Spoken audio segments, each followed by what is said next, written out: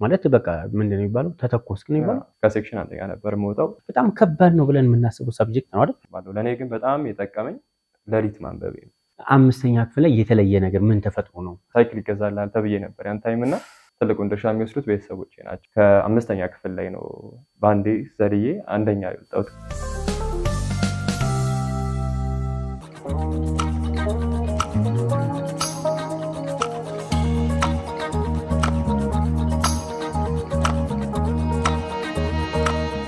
ሰላም ሰላም የተከበራችሁ ተመልካቾቻችን፣ ይህ ኮምፓስ ወግ የተሰኘው ፕሮግራማችን ነው። ሰላም ሰላም፣ እንዴት ነው? ሰላም ናችሁ? እንዴት ነው? ሰላም ነው? አለን አለን፣ ሁሉ ሰላም አለን አለን። እንግዲህ ተመልካቾቻችን አሁን ወደ አንድ ኮከብ ተማሪ ቤት ውስጥ እየገባ እንገኛለን። እንዴት ናችሁ? ሰላም ነው? እንግዲህ ዳኒ ስለተገናኘን በጣም ደስ ብሎኛል። እኔም በጣም ደስ ብሎኛል። ዳኒ ማን ነው? ዳኒ ምን አይነት ተማሪ ነው? ምን አይነት ሰው ነው? እኔ ተወልጄ ያደኩት በባህር ዳር ከተማ ነው። ከልጅነት ጀምሮ እስከ ስምንተኛ ክፍል ድረስ የኤሌመንታሪ ትምህርቴን በባህር ዳር ከተማ ነው የጨረስኩት፣ እሸት አካዳሚ በሚባል ትምህርት ቤት ውስጥ ማለት ነው። ከዛም በኋላ በወላጆች የስራ ምክንያት ወደዚህ ከመጣን በኋላ ደግሞ የሃይስኩል ትምህርቴን እዚሁ አዲስ አበባ ውስጥ ፋውንቴን ኦፍ ኖሌጅ ትምህርት ቤት ጨርሻለሁ፣ አጠናቅቄያለሁ ማለት ነው። ያው ከአምስተኛ አራተኛ ክፍል ጀምሮ እኔ በጣም በትምህርቴ ጎበዝ ተማሪ ነበርኩ። በደንብ ፐርፎርም ማድረግ ተማሪ ነበርኩ ብዬ አስባለሁ። ለራሴ ትንሽ ለመናገር ያህል ያው ያለብኝን ኃላፊነት በደንብ እወጣለሁ። በደንብም ደግሞ ጥሪ የሚሰራ ያው ራሴንም ማሞገስ ባይሆንብኝም ግን ጎበዝ ተማሪ ከሚባሉት መሀል ላይ ብዬ አስባለሁ። ከዛ በኋላ ኬጂ ኤሌመንተሪ እዛው ተምረህ ነው ቀጥታ ወደ አዲስ አበባ የመጣኸው? ያው ብዙ ትምህርት ቤቶች ቀይሬያለሁ። እሸት አካዳሚ የሚባል ትምህርት ቤት ሴት ልስካረግ ድረስ የት? እዛው ባህር ዳር ውስጥ ብዙ ኪንደርጋርተን የተማርኩባቸው ብዙ ትምህርት ቤቶች አሉ፣ አንድ 3-4። ከዛ በኋላ ግን ለእኔ በጣም ጥሩ ሆኖ ያገኘሁት እሸት አካዳሚ ስለነበረ እሸት አካዳሚ ከሁለተኛ ክፍል ጀምሮ እስከ ስምንተኛ ክፍል እዛ ነው የጨረስኩት። ወደዚህ ከመምጣታችን በፊት ከታች ጀምሮ ኬጂ ላይ ከ1 እስከ 8ኛ ክፍል ሚድል ሃይ ስኩል ላይ እስኪ ያለውን የትምህርት ሂደት እንዴት ነበረ ከመጀመሪያ ጀምሮ? ያው ወደ መጀመሪያዎቹ አካባቢ ትምህርት ስጀምር ኬጂ ላይ እንዲሁም ከ1 እስከ 4 ባለው ላይ ብዙም ጎበዝ የሚባል ተማሪ አልነበርኩም። ማለት መካከለኛ ተማሪ ነበር። ያው ፈተናዎችን እሰራለሁ፣ ነገር ግን ደግሞ እንደዚህ አውትስታንድ አድርጌ ፐርፎርም ማድረግ ተማሪ አልነበርኩም። ከዛ በኋላ ግን ያው የወላጆችም የማህበረሰቡም ደግሞ ኢፌክት ይመስለኛል ከአምስተኛ ክፍል ላይ ነው ባንዴ ዘልዬ አንደኛ የወጣሁት፣ ከክፍልም ከሴክሽንም ማለት ነው። ከዛ በኋላ ያንን አንደኛ ከወጣሁ በኋላ እስከ ስምንተኛ ክፍል ይመስለኛል አይ ቲንክ የኛውን ደረጃውን አልለቀኩም ነበረ። በተከታታይ ለ4 ዓመት ከሴክሽን አንደኛ ነበር የምወጣው። እዚሁም ከመጣሁ በኋላ እንዲሁ አዲስ አበባ ከመጣሁ በኋላ በዚሁ ልክ ነው የቀጠለው እና እስከ 5ኛ ክፍል ያለው አንድ ፌዝ አድርገን መውሰድ እንችላለን። ከዛ በኋላ ያለው ደግሞ ያው የኔ ጥሩ የትምህርት ደረጃ የነበረበት ታይም ነበር ብዬ አስባለሁ።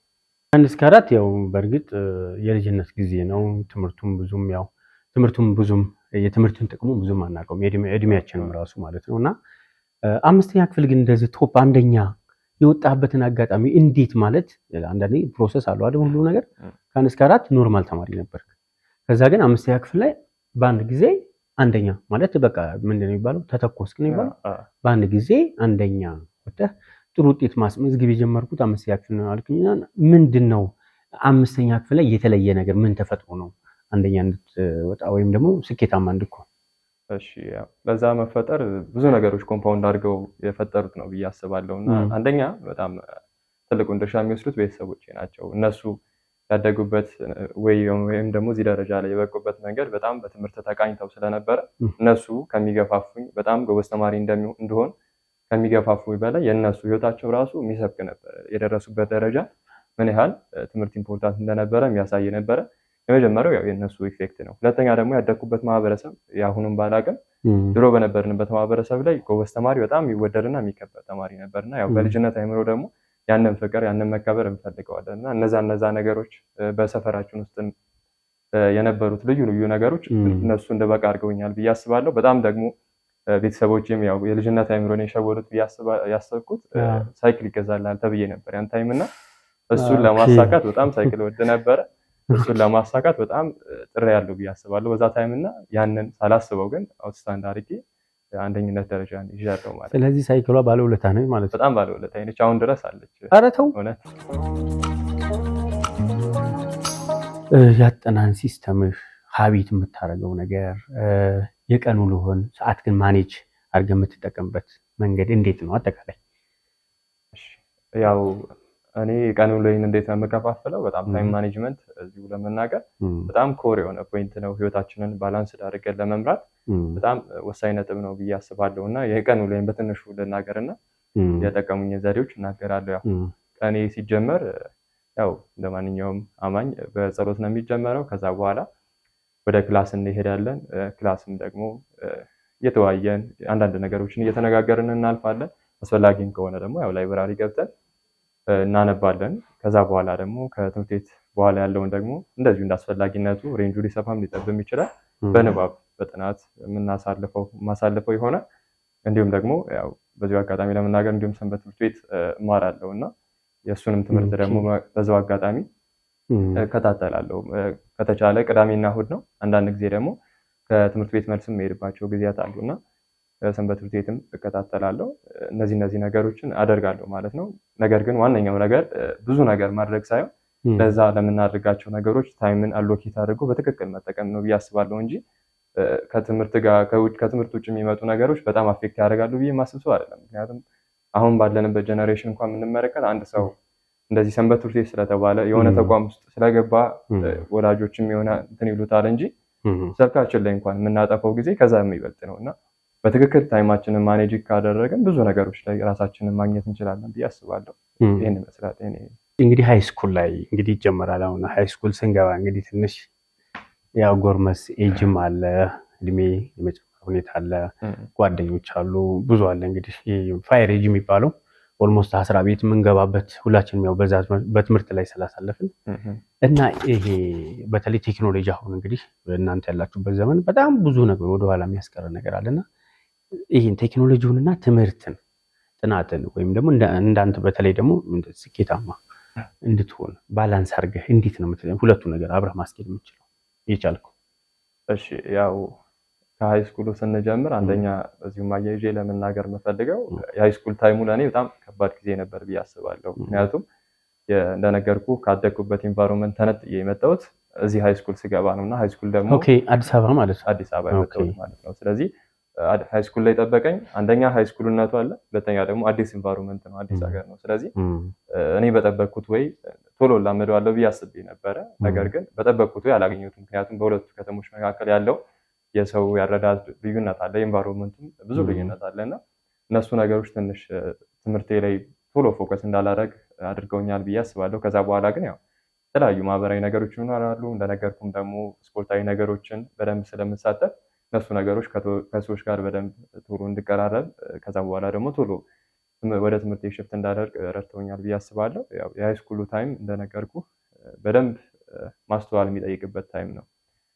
ከሌለ ግን እሱ ነገር ከሌለ ያው የምንስትበት ታይም ስለነበረ እኔም እሱ ነገር ቀድሞ ይነገረኝ ነበረ። በብዙ ነገር እንደፈረው ተደርጌ ነበር። ያንን ታይም በጣም ልትስትበት የምትችለው ታይም ነው ተብዬ ስለነበረ በደንብ ራሴን ላለመሳት ወይም ደግሞ ባለውበት መንገድ ላይ ለመቀጠል ራሴን በማስተዋል ነበር ስመራ የነበረውና መዝናናትም ቢኖር ወይም ደግሞ የተለያዩ ነገሮችን ባደርግም ነገር ግን ትምህርቴን በማይጎዳ መልኩ ወይም ደግሞ አላማዬን በማያስተኝ መልኩ ሳደርግ ስለነበር ያን ያህል እኔ ጋር ተጽዕኖ የፈጠረ ነገር አለ ብዬ አላስብም። ያው እንዳልኩ ኃላፊነት ወስጄ ማንበብ ካለብኝ አነባለሁ። እንዲሁም ደግሞ ሌሎች ማድረግ ያለብኝ ነገሮች ካሉ አምኜባቸው ወስኜ የማደርጋቸው ነገሮች ይኖራሉ እንጂ የተለየ በጣም እኔ ተጽዕኖ የፈጠረብኝ ወይም ጫና የፈጠረብኝ ነገር ያለ አይመስለኝም። እስካሁን ቻሌንጅ ሲገጥሙ ችግሮችን እንዴት ነበር የምትፈታው?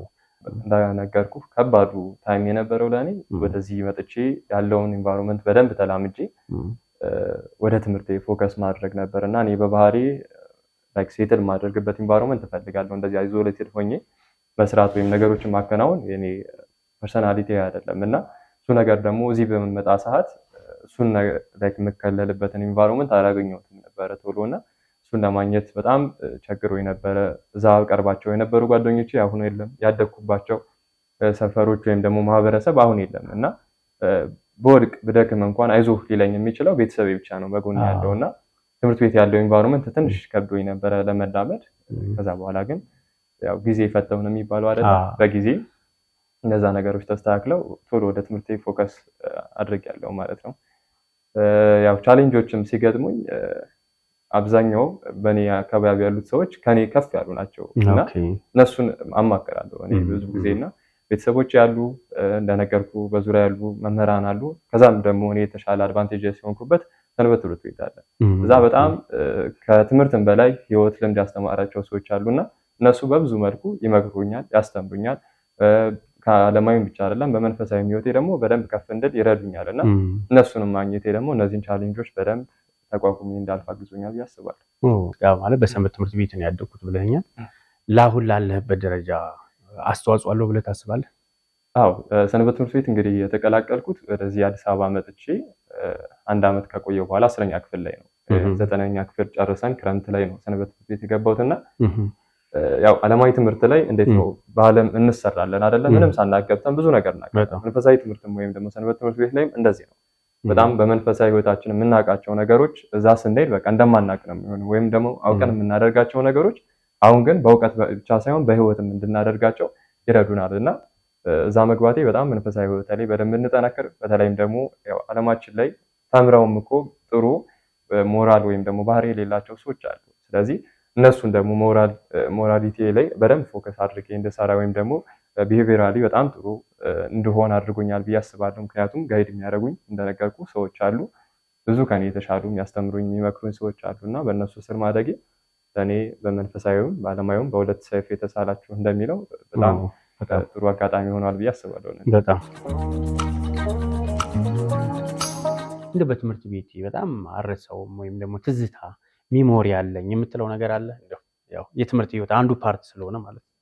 ስኩል ታይማችን ትንሽ በስለን የመጣንበት ስለሆነ እያንዳንዱ ነገር እኛ ጋር በጣም ዲተርሚናንት የሆነ ኢፌክት አለው ብዬ አስባለሁ እና በጣም ጥሩ የሆነ ጊዜ ያሳለፍኩበት በአዲስ ኤንቫይሮንመንት በአዲስ አይምሮ ተቃኝቼ ያደግኩበት ነው ብዬ አስባለሁ እና በጣም እንዲያውም እኔ በሃይስኩል ታይም የማረሰው ነገር እንደነገርኩ ስፖርት ወዳለሁ እና በጣም ስፖርት ላይ በጣም በተለይ ኳስ ላይ በጣም የማን ደጋፊ ነህ? ያው ማንቸስተር እና እሱ ነገር እቺ ኳሷ ራሱ እኮ በጣም በተለይ ለተማሪዎች ትልቅ ቻሌንጅ ነው ማለት ብዙ ተማሪዎች ፈተና እያለ እንኳን እስከ 6 ሰዓት ካለ ያው በዙሪያችን መቼም ሁላችንም ኳስ እናያለን። በተለይ በአሁኑ ሰዓት ቴክኖሎጂ እጃችን ላይ ነው። አንደኛ ወደ ስኬታማ እንዳትሆን ወይም ደግሞ በትምህርት ላይ ተጽዕኖ ከሚያሳድሩብህ ነገሮች እንደውም አንዱ ኳስ ሊሆን ይችላል እና እሷን ነገርስ እንዴት አለፍካት? ቀንደኛ ደጋፊ ከሆንክ? እንደነገርኩ ቀንደኛ ደጋፊ ነኝ፣ ግን ዓላማ የሚባል ነገር አለ። ስለዚህ ሁለቱም ነገሮችን ብትወዳቸውም ነገር ደግሞ የምታመዛዝናቸው ነገሮች ይኖራሉ። ስለዚህ ዛሬ ምናልባት ኳስ ሊኖር ይችላል፣ ነገር ግን ፈተና ካለኝ የማስበልጠውን አውቃለሁ። ስለዚህ መወሰን የሚኖርብኝ ሁኔታዎች ሲኖሩ ኳሱን አላየውም ማለት ነው። ነገር ግን ደግሞ ማየትን የሚኖርብኝ አጋጣሚ ሲኖር ወይም ፍሪ ታይም ሲኖረኝ ደግሞ በዚሁ ልክ አያለው። ማየቱ ብቻ አይደለም፣ እኔ እንዲያውም አብዛኛውን ጊዜ ካየሁት ይበልጥ የተጫወትኩት ይበልጣል እና ብዙም ትምህርት ቤታችንም በዚህ ዘርፍ ስለሚታወቅ ብዙ ነገሮችንም ስለሚደግፈን በስፖርቱ በደንብ ኳስ ላይ ኢንቮልቭመንት ነበር ብዬ አስባለሁ። ዳኒ እንዴት ነው የሚያጠናው? ያጠና ሲስተሙ ምን ይመስላል? ሀቢቱ ምን ይመስላል? ስፉል ለመሆን ከሚረዱን ነገሮች ውስጥ ስለዚህ እኔ ያጠና ሲስተሜን በሶስት ነገር ከፍዬ ላስረዳ። የመጀመሪያው እኔ የማጠናበት ወይም ደግሞ አብዛኛው ተማሪ ሊያጠና ይችላል ብዬ የማስበው ነገር ግን ለእኔ በጣም የጠቀመኝ ነገር ምንድን ነው? ከስር ከስሩ ማጥናት ነው ወይም ደግሞ ኮንሲስተንትሊ ማጥናት ነው። ይህ ነገር ለምን ይጠቅማል? አንደኛ በደንብ የምናጠናቸውን ነገሮች የሳብጀክት ማተሩን በደንብ እንድንረዳው ያደርገናል። ምክንያቱም አብዛኛው ተማሪ እንደምናውቀው የሚያደርገው ምንድን ነው? ፈተና ሲደርስ ያው ይጠናል። በቃ የተናጣኝ የሚባለው ፈተና ሲደርስ ነው። ያ ነገር ምን ይፈጥራል? አንደኛ ጭንቅላታችን በዛ መንገድ አይሰራም። ያላስለመድነውን ነገር በሁለት ቀን በሶስት ቀን አመጣን ስንጭንበት በጣም የሚይዘው 20-30% ነው። ስለዚህ ስንገባ ፈተና ውስጥ በደንብ ፐርፎርም አናደርግም፣ አናውቀውም። ሁለተኛ ደግሞ አንዴ ፈተና ሲደርስ የምናጠናው ነገር ቤዙ ስለሌለን ወይም ደግሞ የሳብጀክቱን ማተር በደንብ ስለማንረዳው ጥያቄ ላይ እንኳን አንብበን እንዲሁ ብሎልን ከቨር አድርገን እንኳን ብንገባ ጥያቄው ትንሽ ሸወድ ሲያደርገን እኛም አብረን ደግሞ መቀየስ አንችልም። ምክንያቱም አልተረዳነውም፣ ጀስት ከቨር አደረግነው እንጂ በደንብ እውቀቱን አልቀሰምነው ብዬ አስባለሁ። እና ከስር ከስሩ ማንበብ ከዛ በኋላ ፈተና ላይም ሲደርስ ደግሞ እንዲሁ ያው ሬንጁ ይሰፋል ወይም ደግሞ ኢንተንሲቲው ይጨምራል። ሰፋ አድርገን ደግሞ በደንብ ማንበብ ይሄ አንደኛው ነገር ነው ብዬ አስባለሁ። ሁለተኛው ደግሞ የምናነብበት ታይም ነው። የተለያየ ሰው የተለያየ ማንበቢያ ታይም አለው ብዬ አስባለሁ። ለእኔ ግን በጣም የጠቀመኝ ሌሊት ማንበቤ ነው። በጣም ሌሊት የማንበብ ልምድ አለኝ። እንደነገርኩህ 5ኛ ክፍል ላይ ነው አንደኛ የወጣሁት እና ከ5ኛ ክፍል ጀምሮ 12ኛ ክፍል እስከምደርስ ድረስ ነገ ፈተና ሆኖ ዛሬ ሌሊት ያልተነሳሁበት ቀን የለም። ሁሌ እነሳለሁ። በቃ ይሄ ልምዴ ነው። ምክንያቱም ምንም ያህል ባነብ እንኳን ሌሊት ካላነበብኩ በቃ ፈተና ላይ ወጥቼ በደንብ መስራት አልችልም እና ያው ከማትሪክ ውጭ ማለት ነው። ማትሪክ የተለየ መመሰጥ ወይም ተሰጥቶ ስለሚፈልግ ለሱ አልተነሳውም። ከዛ ውጭ ግን ኤቭሪ ፈተና ተነስቻለሁ፣ አንብቤያለሁ። እሱ እንዴት ይጠቅመናል? ቀን ላይ ስናነብ ያነበብን ይመስለናል፣ ግን ሀሳባችን በብዙ ወይ ተከፋፍሏል። ዲስትራክትድ ሆነን ነው የምናነበውና ሌሊት ላይ ግን ራሳችንን አሳምነን ተነሳን ማለት እኛና ደብተሩ ነው ያለን። ማንበብና ማንበብ ብቻ ነው። ለ2 ሰዓት ለ3 ሰዓት ይሄ ዲፕ ወርክ ታይም የሚባል ታይም አለ። ከ9 እስከ 12 ሰዓት በሱ ታይም ላይ በደንብ ካነበብን በቃ ብዙ ሰው ቀኑ ሙሉ ውሎ እንኳን ከበር ያደረገውን ነገር እኛ በአጭር ጊዜ ከበር አድርገን እንጨርሳለን እና በሱ ጊዜ ማንበቤ ደግሞ ብዙ ነገሮችን ሳይበታተን አይምሮ ውስጥ እንዳስቀምጥና በፈለኳቸውም ጊዜ አውጥቼ እንድጠቀም ረድቶኛል። ያው ሶስተኛው ደግሞ በደንብ የጠቀመኝ ብዬ የማስበው ፈተና በሚደርስባቸው ታይሞች ላይ ቀላሎችን መጀመሪያ ቀድሜ ማንበቤ ደግሞ ይሄ ለእኔ በጣም ጠቅሞኛል ብዬ አስባለሁ። ምክንያቱም ብዙ ሰው የሚከብደውን ሳብጀክት መጀመሪያ ለመጨረስ ከዛ በኋላ ወደ ቀላሉ ለመሄድ ነው የሚያስበው። በዛ ሰዓት የሆነ ሃርድ የሆነ ቶፒክ ወይም ደግሞ ኮንሴፕት ቢገጥመን ያ ዲስከሬጅ አድርጎ እንቆም እንችላለን እና ከቀላሎቹ ጀምሬ ከበር እያደረኩ ማትሪክ ላይ ደግሞ ያዳበርኩት ልምድ ነበረ። የራሴን አጀንዳ አዘጋጅቼ ሙሉ ከ9 እስከ 12 ስለነበረ ኖት አዘጋጅቼ ነበረ። 2 ወር 3 ወር ሲቀረው ማትሪክ እኔ በአጀንዳ ኖት የሁሉንም ሳብጀክት ከ9 እስከ 12 አውጥቼ ጨርሼ ነበር። ስለዚህ አንድ ሰው 2 ወር ላይ ቀርቶት ማለት ነው ማንበብ ሲጀምር እኔ የማነበው ኖቴን ነበር። ያ ሰው ግን ድጋሚ መጽሐፉን ሄዶ ያነባል። እኔ በ2 በ3 እጥፍ እቀድማቸዋለሁ። ሪፒቴሽኑ ይበዛል። ከዛ በኋላ ጭንቅላቴ ውስጥ የሚቀመጥበት እድል ደግሞ በጣም ይጨምራል። በአንድ ቀን ነው የምልህ እስከ 10 ዩኒት ይጨርስ ነበር። ምክንያቱም ሾርት ኖት ወጥቷል። በጣም ኤክስትራክትድ የሆነ ነገር ነው ያለው። ስለዚህ ለእኔም ለመቀበል በጣም አይከብደኝም። ያው ላይብራሪ ውስጥ ስለማጠና ያ ነገር በጣም ለእኔ ጠቅሞኛል ብዬ የማስበው ጓደኞቼም ካለፈ በኋላ ያ ነገር እኮ ነው ለዚህ ያደረሰ ምናምን ይሉኝ ነበር። መጽሐፉን ሁሉ እንግዛ ያሉኝ ተማሪዎች አሉና ትልቅ አጀንዳ ነበረ። በዛ ውስጥ ብዙ ነገሮችን ከበር አድርጌበት ከዛ በኋላ በ3 በ4 ቀን ውስጥ ከ9 እስከ 12 ያለው የሁሉንም ሳብጀክት እየጨረስኩ ሪፒት ማድረግ ይችል ነበር። ስለዚህ ይሄ ነገር ሪፒቴሽን ደግሞ አይምሯችን በደንብ እንዲቀበለው በዛም ጥያቄ ስንሰራ ደግሞ አስታውሰን እንድንሰራ ይረዳል። ስለዚህ እነዚህ ነገሮች እኔ እዚህ ለመድረስ ረድተውኛል ብዬ አስባለሁ። ዳኒ በጣም የሚወደው ትምህርት ምንድን ነው ማለት ይቻላል?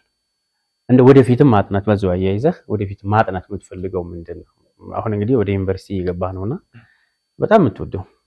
እሺ እኔ በጣም የምወደው ትምህርት 2 ናቸው። ያው ግን አብልጬ የምወደው ትምህርት ፊዚክስ ነው። ፊዚክስ በጣም ተሰጥቷለኝ፣ ኢንትረስት አለኝ። በጣም የምወደው ትምህርት ነው። አንደኛም እንደወደው ያደረገኝ 7 እና 8 ያስተምረን የነበረው አስተማሪ አዲስ ስለነበር በእኛ ጊዜ ካሪኩለሙ አልተቀየረም ነበርና 7 ላይ ነው ፊዚክስን የምንጀምረው። ፊዚክስ፣ ኬሚስትሪ፣ ባዮሎጂ ተብለው ሳይንሱ ይቀርና የሚከፈለው 7ኛ ክፍል ላይ ነው ትዝ ካለ። ስለዚህ አንድ ታይም ላይ በጣም ፊዚክሱ በደንብ ውስጥ ሰርጾ እንዲገባ ያደረገን አስተማሪ ነበርና ከሱ ጋር መቆየቴ ያኔ እንዲያውም 7ኛ ክፍልም 8ኛ ክፍልም ፊዚክስ 100 ነበር ያመጣው። በትምህርት ቤቱ በታሪክ 2 ልጆች ነን እንደዛ ያመጣነው 7ም 8ም 100 ያመጣነውና ያ ነገር በጣም ሚሞሪ ሆኖ ተቀርጾ እኔ ጋር ፊዚክስን እስካሁኑ ድረስ እንደወደው በጣም አቅልዬም እንድመለከተው አድርጎኛል። ነገር ግን ደግሞ የሚሄድበት ፊልድ አሁን ከዚህ በኋላ ትማራለህ ያልከኝ እሱ ደግሞ የተለየ ዳይሬክሽን አሁን መማር የምፈልገው ያው ወደ ቴኮም ማለት ለመግባት ስለምፈልግ ሶፍትዌር ኢንጂነሪንግ ነው ማጥናት ቤዝ ማድረግ ሜጀር ማድረግ የምፈልገው እሱ ወይ ደግሞ ያው ይያዛሉ ሁለቱም ማስፓርት አላቸው። ቢሆንም ግን አሁን ሶፍትዌር ኢንጂነሪንግ ነው ማጥናት። ፊዚክስ እና ማትስ ያው አብዛኞቻችን እንደምታውቀው አብዛኛው ተማሪ ሁላችንም ያለፍንበት በጣም ከባድ ነው ብለን የምናስበው ሰብጀክት ነው አይደል? ግን እውነት እንደው እንደሚባለው ከባድ ነው ፊዚክስ እና ማትስ? እንደው አሁን ላይ ያው አንተ የናቹራል ተማሪ ነህ በርግጥ እንደው እውነት ከባድ ነው? እሺ ያው እኔ በትምህርት ላይ በበኩሌ ከባድ የሚባል ነገር አለ ብዬ አላስብም። የምናከብደው እኛ ራሳችንን አክብደን ስለምንመለከተው እንደነገርከኝም ማትስ እና ፊዚክስ የአብዛኛው ተማሪ በቃ ናይትሜር ናቸውና በጣም ከባድ ናቸው ተብለው የሚጠበቁ ሳብጀክቶች ናቸው። ነገር ግን ለምንድን ነው ብዬ ምክንያቱን እኔም በደንብ ሳስተውል አንድ ሰው ባዮሎጂ በሚያጠናበት ወይ ነው ፊዚክስ እና ማትስን እያጠና ያለው። ፈተና ሲደርስ ባዮሎጂ ወይም ደግሞ እነዚህ የሚሸመደዱ ሳብጀክቶች ቶሎ ከቨር አድርገህ የምትገባቸው ነገሮች ናቸው። እነዚህ ግን ኮንሴፕቱን ካልተረዳኸው ወይም ደግሞ በቃ ያለችውን ፈተና መጽሐፍ ላይ ያለችውን ጥያቄ ሰርቼ ስለገባው እንትን ላይ እሰራለሁ ማለት የሚባልባቸው ሳብጀክቶች አይደሉም ማትስ እና ፊዚክስ ማለት ነው። ምክንያቱም በደንብ ፕራክቲስ ማድረግ ይጠይቃል፣ ኮንሴፕቱን ኢንተርናላይዝ ማድረግ ይጠይቃል። ስለዚህ አብዛኛው ተማሪ ያውቀዋል፣ ያ ጥያቄ ቢመጣ እንዴት እንደሚሰራ ያውቀዋል። ሌላ ጥያቄ ቢመጣ ግን እንዴት እንደሚሰራ ያውቀዋል፣ ምክንያቱም ኮንሴፕቱን አልተረዳውም ማለት ነው። ስለዚህ አንደኛው ስህተት ብዬ የማስበው የሄድንበት ወይ ደግሞ ያጠናንበት መንገድ ትክክል አይደለም ብዬ የማስበው የምናጠናበት መንገድ ማለት ማትስ እና ፊዚክስን ሌሎቹን ሳብጀክቶች ትሪት እንደምናደርግበት ትሪት ካደረግናቸው ደግሞ ይከብደናል ብለን ማሰባችን ያው የብዙ ሰዎችን እኛ ደግሞ ተለምዷችን ከጎናችን ያለው የፕሪፕሬዠር የሚባለው ነገር በጣም ያጠቃናል እና የሚሉንን ስለምናምን ያኔም ትዝ ይለኛል ስንገባ የትኛው ሳብጀክት ከባድ ነው ሲባል በቃ ፊዚክስ ነበር ሁሉም ሰው የሚለው። ከባድ እኮ አይደለም፣ ነገር ግን ሰምተው ገና ሳይማሩት ማለት ነው ሰምተው አስተማሪያችን ሲጠይቀን የትኛው ሳብጀክት ሲባል ፊዚክስ ነው የሚለው ሰው የሚላቸው ሰምተው ማለት ነው። ስለዚህ ያው አብዛኞቻችን ከቁጥር ጋር ትንሽ ችግር ስላለብን ነው እንጂ ፕራክቲስ ካደረገን እንዲሁም በጣም ፈን እያደረገን የምንሰራቸው ሳብጀክቶች እነሱ ናቸው። እኔ እንዲሁም አንዳንዴ እንኳን ፈተና በደንብ ሳላጠና ስገባ በቃ እነሱ ለማጥናት ጊዜ ሲያጥረኝ እነሱን እተዋቸዋለሁ። ምክንያቱም ቤዝ አለኝ እነዛ ሳብጀክቶች ላይ በደንብ በየትኛውም ወይ ቢመጣ መስራት እንደምችል ራሴን አውቃለሁ፣ አይቻለሁም በራሴ። ስለዚህ ሌሎች ጋር ነበር ፎከስ የማደርገው ሌሎች ሳብጀክቶች ላይ ማለት ነው። ስለዚህ የምናጠናበት ወይ በጣም ኢፌክት አለው ብዬ አስባለሁ። ጥሩ ውጤት እንደማንጣት ሁሉ አንዳንድ ጊዜ ፌል ማድረግ ይኖራል፣ ዝቅተኛ ውጤት ማምጣት ይኖራል። በተለያየ ጊዜ ከጊዜ አንጻር ከቤተሰብ ከስራ ጫና ከህይወት ብዙ ቻሌንጆች ሊያጋጥሙ ይችላሉ። በጣም አስቸጋሪ በትምህርት ህይወት ላይ አስቸጋሪ ጊዜ የምትለዋለ አስቸጋሪ ያሳለፉ ጊዜ ወይም ደግሞ በውጤትም ሊሆን ይችላል እና ካለ ይህን ችግር እንዴት ተቋቋምከው? ያው ከነገርኩ የተለዩ ችግሮች የሉኝም፣ ግን በዋነኝነት ከ9 ወደ 10 ሳልፍ አይ ቲንክ ያው ሳብጀክት ማተሩ እየከበደ እየጨመረ አይደለም የሄደው።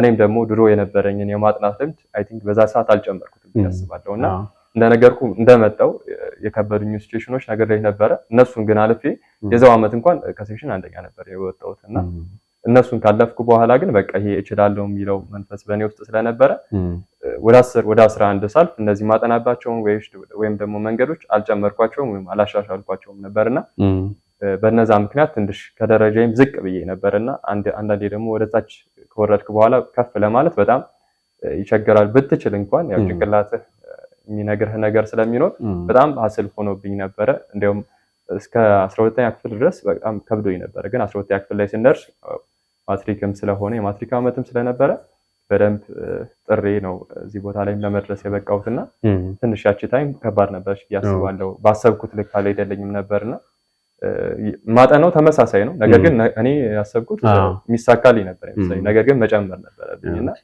ያቺ ታይም 9 10 11 እና 10 እና 11 ትንሽ እኔ በጣም ዝቅ የፐርፎርም ያደርጉባቸው ታይሞች ናቸው እያስባለሁ። እነሱ ግን እግዚአብሔር ይመስገን ሌላ አጋጣሚ ችግር አልነበረም። አሪፍ ማለት በጣም ደስተኛ የሆንክበት አጋጣሚ አለ? በጣም የኮራህበት በቃ የሆነ በቃ አስበው ተሳክቶልህ ስኬታማ የሆኑ ልክ የዚህ የቻሌንጁ ተቃራኒ ማለት ነው የትኛው አጋጣሚ ነበር? በጣም በቃ ቶፕ መሆንክን ራስክን በደንብ ያወቅበት አጋጣሚ? አንደኛው እንደነገርኩ ሳይክሏን ያሳካውባት ታይም ነው። የአምስተኛ ክፍል ሳይክሏ ማለት የተገዛልኝ ያቺ ግሬድ 5 ማለት ነው። ግሬድ 5 በጣም በቃ ሳልጠበቅ ትልቅ ሜሞሪ ነች ማለት ነው። ትልቅ ሜሞሪ ነች ብዬ አስባለሁ። እሷን እቺ አንደኛ የምትለዋ ነገር አንደኛ። ሁለተኛ ደግሞ እዚህ መጥቼ እንደገና 9ኛ ክፍል ላይ ደግሞ አንደኛ የወጣሁበት ታይም ነውና የሚነገረኝ ነገር ድሮ ባህር ዳር እንደነበርኩ በጣም የአዲስ አበባ ተማሪዎች የሚያስፈሩ አድርጌ ነበር ማስባቸው። ማለት በብዙ ነገር ከኛ የሚሻሉ አድርገን ነበር ኮንሲደር የምናደርጋቸውና ወላጆችም እዚህ ያሉ ቤተሰቦችም የሚነግሩኝ ይሄንን ነበር። በቃ እዚህ ስትመጣ ትንሽ ቻሌንጂንግ ይሆናል፣ የምታጠናበትን ጊዜ መጨመር አለብህ ተብዬ ነበር የምነገረውና እነሱን ነገር ግን ተጋፍጬ ያንን ነገር አሳክቼ ማሳየቴ በጣም ለኔ ትልቅ ድል ነው ያስባለሁና ሁለቱ ታይሞች ለኔ በጣም ስፔሻል ናቸው። ኦኬ፣ በጣም አሪፍ። ሌላ አሪፍ ማለት በጣም ደስተኛ የሆንክበት አጋጣሚ አለ? በጣም የኮራህበት በቃ የሆነ በቃ አስበው ተሳክቶልህ ስኬታማ የሆኑ ልክ የዚህ የቻሌንጁ ተቃራኒ ማለት ነው ማለት የተገዛልኝ ያቺ ግሬድ 5 ማለት ነው። ግሬድ 5 በጣም በቃ ሳልጠበቅ ትልቅ ሜሞሪ ነች ማለት ነው። ትልቅ ሜሞሪ ነች ብዬ አስባለሁ። እሷን እቺ አንደኛ የምትለዋ ነገር አንደኛ። ሁለተኛ ደግሞ እዚህ መጥቼ እንደገና 9ኛ ክፍል ላይ ደግሞ አንደኛ የወጣሁበት ታይም ነውና የሚነገረኝ ነገር ድሮ ባህር ዳር እንደነበርኩ በጣም የአዲስ አበባ ተማሪዎች የሚያስፈሩ አድርጌ ነበር ማስባቸው። ማለት በብዙ ነገር ከኛ የሚሻሉ አድርገን ነበር ኮንሲደር የምናደርጋቸውና ወላጆችም እዚህ ያሉ ቤተሰቦችም የሚነግሩኝ ይሄንን ነበር። በቃ እዚህ ስትመጣ ትንሽ ቻሌንጂንግ ይሆናል፣ የምታጠናበትን ጊዜ መጨመር አለብህ ተብዬ ነበር የምነገረውና እነሱን ነገር ግን ተጋፍጬ ያንን ነገር አሳክቼ ማሳየቴ በጣም ለኔ ትልቅ ድል ነው ያስባለሁና ሁለቱ ታይሞች ለኔ በጣም ስፔሻል ናቸው። በአብዛኛው ሁሉም ተማሪ መቼም ስኬታማ መሆንን ይፈልጋል፣ ይለፋል። አንዳንዴ ግን እንቅፋት ወይም ደግሞ ቻሌንጅ የሚያደርጋቸው ነገር ምንድን ነው? ተማሪዎች ያው ተማሪዎች እንዳይሳካላቸው ወይም ያሰቡት ደረጃ እንዳይደርሱ የሚያደርጓቸው ነገሮች ብዙ ነገሮች አይደሉ፣ ግን በዋነኝነት በጣም ኢፌክት የሚያሳድሩባቸው ነገሮች የመጀመሪያው የጓደኛ ተጽዕኖ ወይም ፒር ፕሬዠር የምንለው ነገር ነው። እርሱ በጣም ካላስተዋለው ወደ ተሳሳተ መንገድ ይዞ ሊገባ የሚችል ነገር ነውና እነሱ ስላልተሳካላቸው እኛም ደግሞ እንዳይሳካልን የሚያደርግ ነገር ነውና በጣም ምናልባት እነዛ ጓደኞቻችን የሚያስቡበት ወይም ደግሞ የሚሄዱበት መንገድ ሊኖር ይችላል እኮ የተቀመጠላቸው ቢዝነስ ሊኖር ይችላል እኮ እነሱ ሲጨርሱ የሚረከቡት ማለት ነው። እኛ ግን ያንን አይተን እነሱ የሚያደርጉትን እነሱ ፐርፎርም የሚያደርጉበትን ወይ አይተን እኛም ወደ እነሱ እንሳብና እኛ ግን አላማችንን ስተን በእነሱ መንገድ እንጓዛለን። መጨረሻ ላይ እነሱ የሚጠብቃቸው ነገር ሊኖርም ላይኖርም ይችላል። ዋናው ግን እኛ አላማችንን መሳታችን ነው። እኛ ስንስት ደግሞ ያው ጉዳት ላይ እንወድቃለን እና የጓደኛ ተጽዕኖ በጣም ከባድ ነው ብዬ አስባለሁ፣ የመጀመሪያው ነገር። ሁለተኛው ደግሞ ተስፋ መቁረጥ ነው። ተስፋ መቁረጥ ደግሞ አንድ ነገር ሞክረን ወይም ደግሞ በሆነ ወይ ሄደን አልተሳካልንም ማለት ከዚህ በኋላ አይሳካልንም ማለት አይደለም። እኔ ምሳሌ ነኝ ለዚህ። ብዙ ታይም ሳይሳካልኝ ብዙ ታይም ወድቄ ነው እዚህ ደረጃ ላይ ለመድረስ የበቃሁትና ተስፋ አለመቁረጥ፣ በአንዴ እንዲሳካልን አለመጠበቅ፣ ፔሸንስ በጣም ኢምፖርታንት ነው ብዬ አስባለሁ በህይወታችን መንገድ ላይና እነዚህ ነገሮች ለእኔ ላይ ኢፌክት አላቸው ብዬ አስባለሁ። እዚህ ጋር አንዳንድ ነገሮች እያየሁ ነበር እየቃኘሁና እሺ እዚህ ጋር ምን ይላል? ፋውንቴን ኦፍ ኖሌጅ ትምህርት በከፍተኛ ውጤት አስመዝጋቢ የምስክር ወረቀት ይላልና ይሄ ምንድነው ማለት ይቻላል? ሰርቲፊኬት በጣም ብዙ ሰርቲፊኬት አለ በተለያየ ሀገር በትምህርት ቤት ደረጃ አንደኛ በቃ ከግሬድ 5 ጀምረ የጀመርካት ውጤት አሁን ድረስ እንግዲህ እንደቀጠለች ያቺ ሳይክል ባለውለታ ነች። በእርግጠኝነት እሷ መቀመጥ አለባት አለች። ኧረ እንደው ከቻልክ አስነዳኝ በኋላ እንችላለን፣ ችግር የለውም። እሺ እና ይሄ በጣም የሚገርም ውጤት ነው። ከፍተኛ ውጤት ያመጣህበት ነው። ሌላው ምንድነው? በ10ኛ ክፍል አይደል ከ30 ተማሪዎች ውስጥ 93.6 ይላል። በጣም በሚገርም ሁኔታ አንደኛ በመውጣት ሰርቲፊኬት አለ። የሚገርም ነው። ይሄም በስንት ዓመት ማለት ነው? 7-8 አካባቢ። ኦኬ በ7-8 ዓመት ኬጂ ሆነ ማለት ነው አይደል? የሚገርም እነኚህ ሜዳሊያዎቹ ምንድን ናቸው? ያው እነዚህ ቅድም ጠቀስ ለማድረግ ምን እንደሞከርኩት አንደኛው በትምህርት ነው። ይሄኛው 6ኛ ክፍል ይመስለኛል አይ ቲንክ የማይንድ ፕላስ ማትስ ውድድር ነበረና እሱን ለመወዳደር ወደዚህ መጥቼ የተሸለምኩት ነው። ይሄኛው ደግሞ የስፖርት ባክግራውንድ እንዳለኝ ነግሬሃለሁ። እሱ ላይ ደግሞ ኮምፒቲሽን አሸንፈን የተሸለምኩት ነው። ሁለቱ ሜዳሊያዎች እነዚህ ናቸው። የሚገርም ነው። እንግዲህ አሁን የዳኒ ቤተሰቦች ጋር ተቀላቅለናል። በጣም አመሰግናለሁ እንግዲህ ስለሆናችሁ በጣም እናመሰግናለን። እስኪ ራሳችሁን አስተዋውቁ። እኔ ዶክተር ንጉስ እባላለሁ፣ የዳኒ ወላጅ አባት። ዳኒ ምን አይነት ልጅ ነው? እንዴት ነው በትምህርቱ ላይ የነበረው ለአሁኑ ውጤት እዚህ ደረጃ መብቃት የእናንተ አስተዋጽኦ ምን ነበረ? ዳኒ ከሰባው ብንጀምር በጣም ዲስፕሊን የሆነ ልጅ ነው። ትምህርት ቤትም ሆነ እዚህ ሰፈር ላይ ያለው ተግባቦት በጣም ጥሩ የሚባል አይነት ልጅ ነው። በትምህርቱን በተመለከተ ከኬጂ ጀምሮ እስከ ኤሌመንታሪ ሃይስኩልም ያለው እንትን ራሱን አስቦ የሚጥር ልጅ ነው። በትምህርቱ ጎበዝ ልጅ ነው። ዳኒ የመጀመሪያ ልጃችሁ ነው ወይስ አለ? የመጀመሪያ ልጅ ነው አይደል? ሌሎች አሉ እህት ወንድም? ሁለት ትናንሽ ወንድሞች አሉት። ኦኬ እነሱ ማለት ነው አይደል?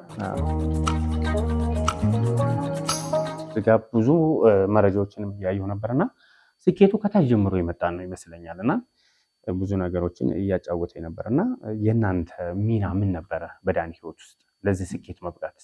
የቤተሰብን ድጋፍ በተመለከተ የመጀመሪያው እሱም ለትምህርት የመቀበል አቅሙ ጥሩ ስለነበረ ማቴሪያሎችን በመግዛት ሊሆን ይችላል። በተለይ ከ5ኛ ክፍል ጀምሮ ደግሞ አጋዥ አስተማሪ በመቅጠር የተወሰነ ለማገዝ ሞክረናል። ግን በዋናነት እሱም የምንሰጠውን ምክር በቀላሉ ይቀበላል። ትምህርቱን በደንብ ያጠናል። የሚያስፈልጉ አጋዥ መጽሐፍትን ደግሞ እኔ አስቤ እገዛለሁ እሱ ሳይጠይቅ ይባላል። ኦኬ። ከፍተኛ ውጤት ካመጡ ተማሪዎች መካከል እንግዲህ ዳኒ ነውና ውጤቱን እንዳሰባችሁት ጠብቃችሁ ነበር? ያው ከነበረው ጉብዝና አኳያ የምንጠብቀው ነው። ግን አሁን የእንትኑ ሞዳሊቲ የፈተናው ሞዳሊቲም ከትምህርት ቤት ውጭ ሆነው የመፈተን ነገር ስላለ እንደዛ መደናገጥ ሊኖር ይችላል። በተለይ ዩኒቨርሲቲ ገብተው የሚፈተኑ ከሆነ የሚል እንትን ነበረን። ፎርቹኔትሊ ደግሞ እዛው ትምህርት ቤት ላይ መሆኑ ቢያንስ አትሞስፌሩ እንዳይቀየርባቸው ስላደረገ በምንጠብቀው ውጤት ነው ያመጣው። ዳኒም ብዙ ቻሌንጅ አልፎ ነው እንዳጫወተኝ ከሆነና እንደዛ ችግሮች ሲያጋጥሙ እንዴት ነበር የምታግዙት? ልክ ነው። አንዳንዴ የተጠበቀውን ያህል የማይመጡበት ጊዜ ይኖራል። ግን እነዛ ጊዜ የነበረኝ እንትን ምንድነው ቢዮንድ ዛት ለምሳሌ 10ኛ ላይ ከሆነ 11ኛ ላይ ከሆነ ከዛ በላይ አስቦ ዘሎንግ ተርም ያለውን ነገር አስቦ ማንበብ እንዳለበት እንጂ እነዚህኞቹ ትራንዚየንት የሆኑ እንትኖች አፕሴልስ ዳውንስ ሊኖሩ ይችላሉ። እነዛን ግን እንደመሸጋገሪያ ተጠቅሞ የበለጠ አጥንቶ ቀጣይ ከውድቀቱ ሳይሆን ቀጣይ ሰክሰስፉል ሆናለሁ የሚለውን እንዲያስብ ነው ሁሌ የምመክረው። እሱም ደግሞ ይተገብራል። እንትኖቹ የነበሩትን ክፍተቶችን እንነጋገራለን። እነዛን ፊል ለማድረግ በርትተው ይሰራሉ።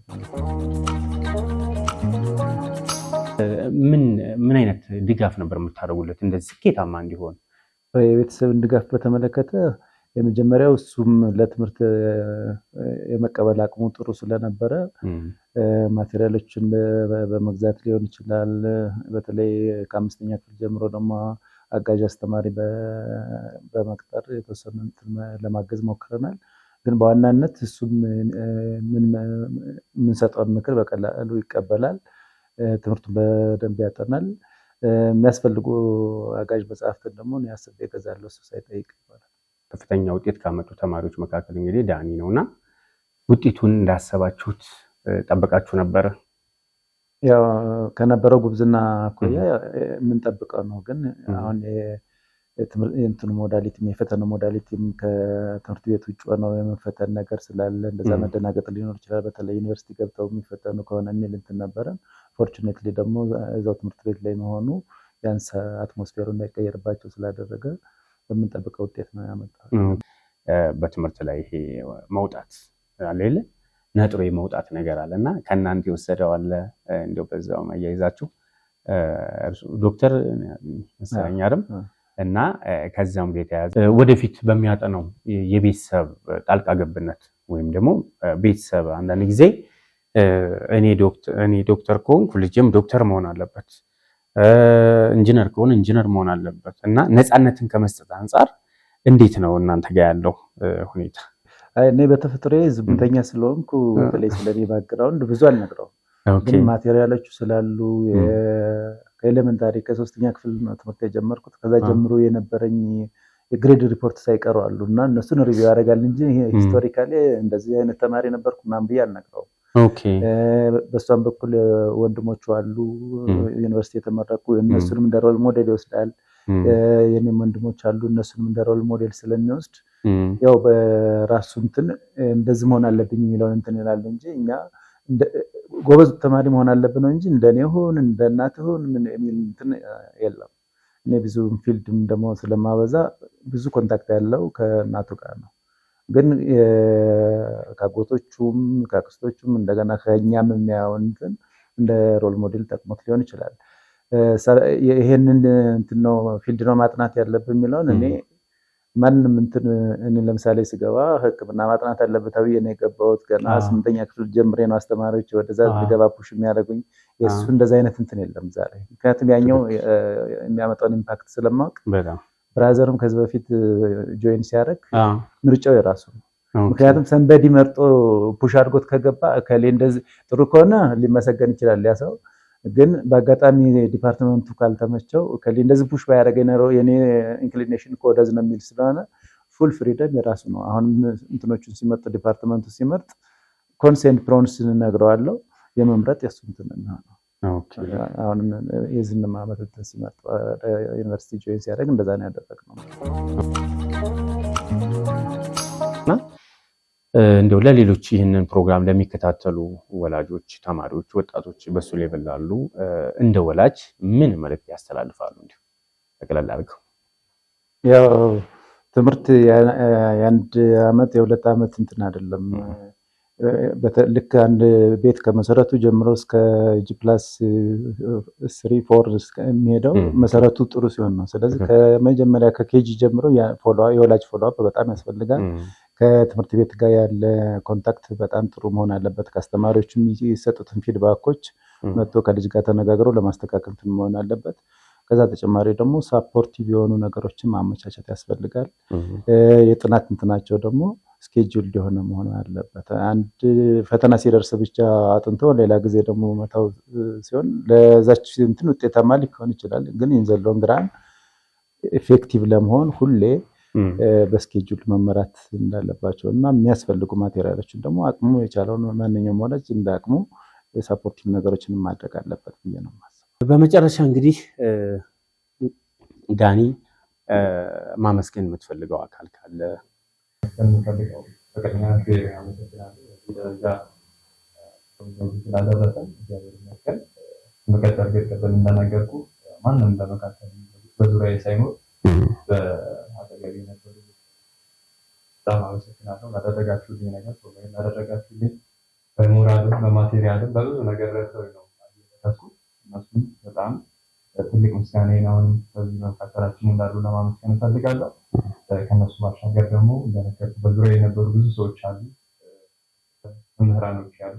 መምህራኖቻችን በብዙ ነገር ሲረዱ ነበረ። በተለይ በዚህኛው ዓመት እኛን ጥሩ ነገር ፐርፎርም እንድናደርግ ከእረፍት ጊዜያቸው እንኳን ሰውተው ነበረ እኛ ሲያደርጉልን የነበረው እና እነሱም በጣም ማመስገን እፈልጋለሁ። ኮንቴንት ኖሌጅ እንዲሁም ደግሞ ከድሮ ጀምሮ ስማርበት የነበረው አካዳሚ መምህራንን ለማመስገን እፈልጋለሁ። ከዛ በተጨማሪ ደግሞ እንደነገርኩ ሞራሉን ስፔሻል ጋይድ ሲያደርጉኝ የነበሩ የሰንበት ቤት መምህራን አሉ። እዛም ያሉትን መምህራን ትልቅ ምስጋና ማቅረብ እፈልጋለሁ።